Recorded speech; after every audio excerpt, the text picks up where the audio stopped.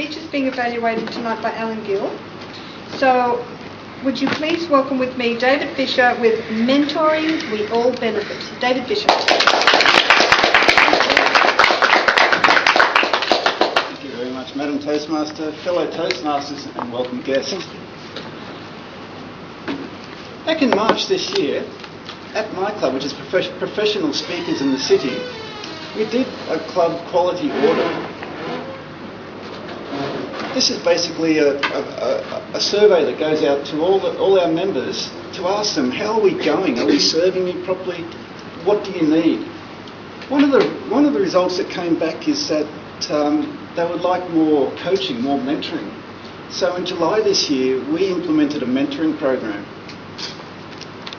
We've had a subjective observation that people were leaving our club. When they leave, they would leave somewhere between the second and the fifth speeches of the Competent Communicator Manual. It just seemed that they'd get over their icebreaker, which is the first speech that we do at Toastmasters, excuse me, and then there was elation there, and then they had to prepare the second, fourth, third, fourth, fifth speeches, and it all became like hard work for them. And I can relate to that because exactly the same thing happened to me. Now, I'd just like to talk to you tonight a little bit about this club quality audit, new members of Toastmasters, our mentoring program, and then a little bit maybe about the random sample feedback that we've had in the last month or so.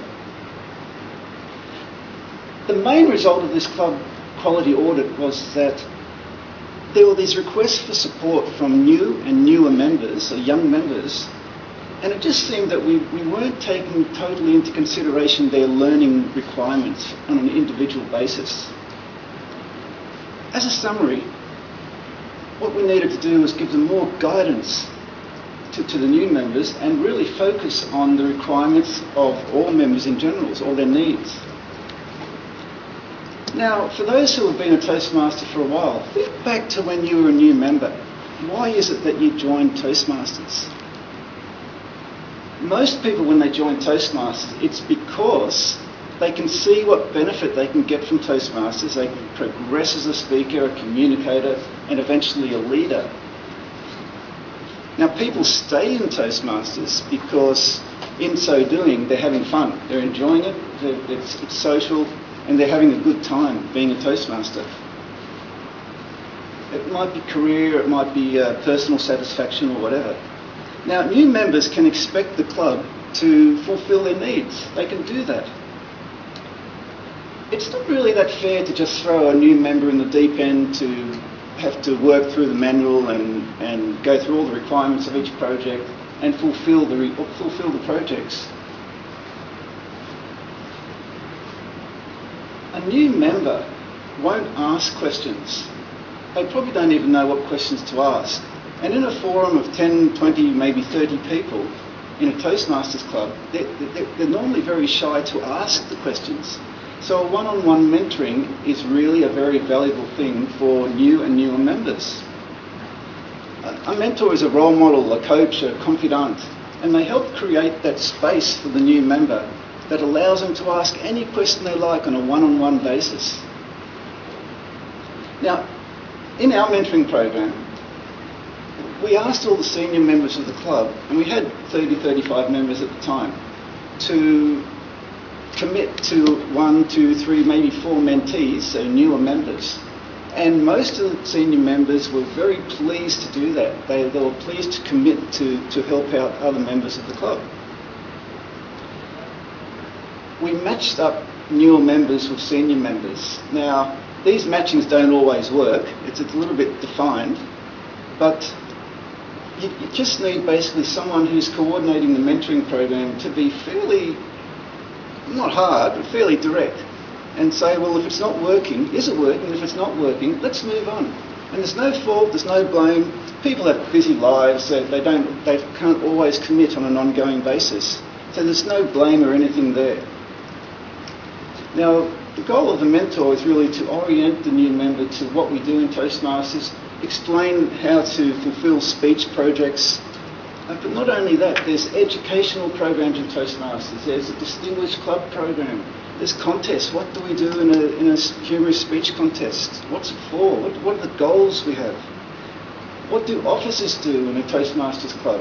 What does a district do? What does Toastmasters International do?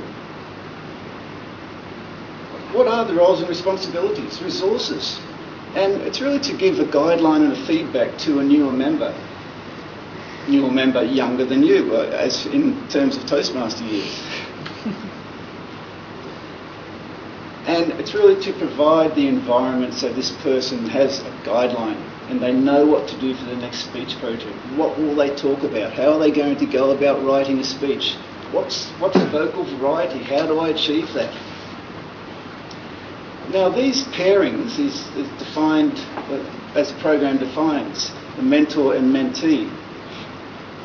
They can decide between themselves how formal it's going to be, how casual it's going to be. Are we going to meet before each meeting? Are we going to have a beer after the meeting? Are we going out for coffee? Are we doing it by email? Are we sending information to the mentee so that they know what their next project is all about? And we've found it really produces a lot of responsibility on the part of the mentee, but also an accountability on the part of the mentee and the mentor to each other. So they're accountable to each other. And as a result, we've found that people really turn up and they do their speeches because they want to get the speeches in and they can see the benefit of it. And they're not out there on their own. They've got someone to help and guide them. Now, all members can mentor. It doesn't matter if you've done 2 speeches or 25 speeches. That really doesn't matter. Because really we're only passing on experience that we've had.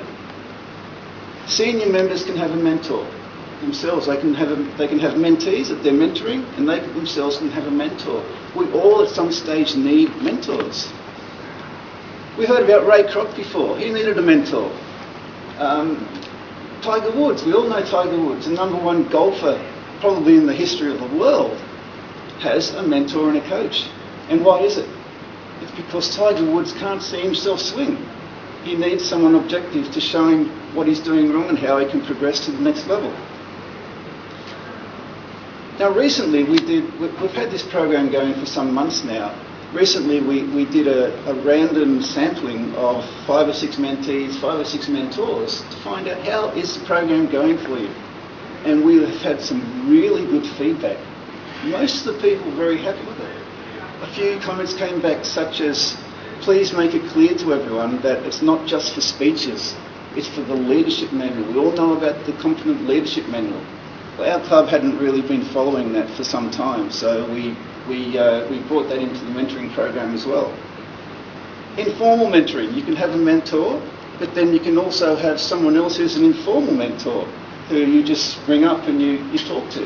It doesn't have to be just the one person. So it's not that prescriptive. We uncovered a need for speechcraft because people are so keen to get their speeches in because they find it's not that hard in the end, that they all want to boost their progress and do speechcraft. We hadn't done speechcraft before, and now we're programming in a speechcraft. So all this feedback from the members has been extremely valuable for the life of the club. Everyone's glad they have a defined relationship, mentor-mentee, and we've found that in the last 4 months, hardly anyone has dropped out of the club. Hardly anyone. We've gone from a membership of just over 30 to almost 50 in that time, and people are really glad. Guests come in and they see that they can really achieve something, and we think that's really helped us achieve those goals. So we want all Toastmasters to achieve their goals and then to go back and support other Toastmasters, and in so doing we achieve a goal as a club. And that's really a microcosm of Toastmasters. That's what Toastmasters is all about. It's a serving and educational institution. And really, as a mentor, you really reap more than you sow. It's a really very rewarding experience. I'm Madam Toastmaster. I don't know, I've had my time now. I don't know if anyone has a question about mentoring or whether they would like to see me later on if there's any questions at all. That's what I have to Do we have some extra time, Mr. Chairman? It's 8:55, I think. You can open it. I guess, if anyone has any questions. Simon allows for 2 to 3 minutes of question. Yeah, I didn't want to sort of push it in being, you know, 7 minutes. I think we're fine for time. I think we're fine for time. Okay, so if anyone has a burning issue or a question, please ask it now or after the meeting.